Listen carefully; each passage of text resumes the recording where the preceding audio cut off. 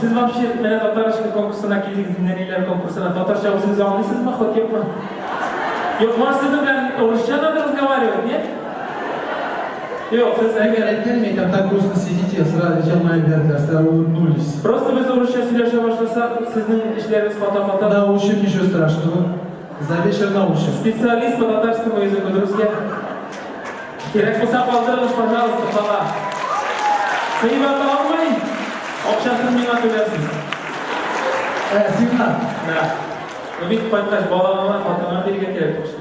Dostlar, eylenize bir galemlerine gari sanatta. Aşır, elik bir popüler bulan aşır. Bilesin bir kendim mümkün her sanat faribız. Özürüm suyma! Mine! Yapanı parasını attım. Özlüm suyma mine. sesler.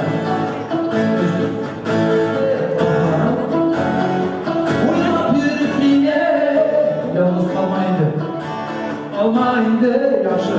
Bakalım millet. Eğer nalları sile mümkün değil değil. Yalamalı şu suyu benim yürekten değil.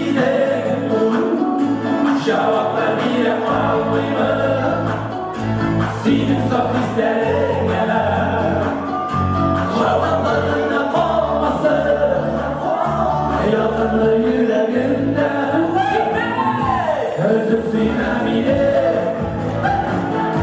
özüm sinemine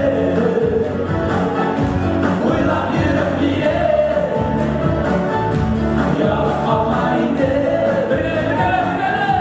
özüm sinemine özüm sinemine uylap yürüp diye yalnız kalmaydı Başına kızım kustiye. Min bit başkanı yarı. İşe yolu yüreğinde. Min bit yara tapanlı. Dursala sinine nahara duydu ağlısın gemisine ennöle durdu Ezer misin? Gitti. sinemine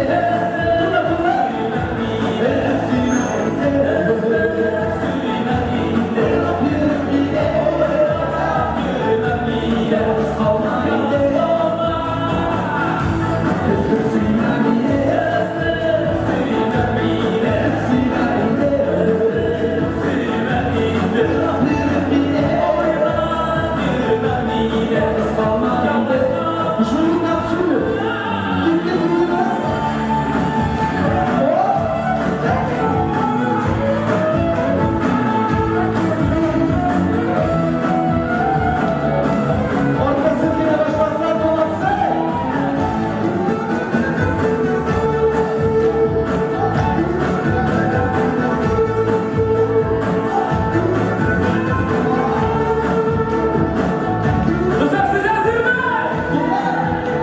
Gitti.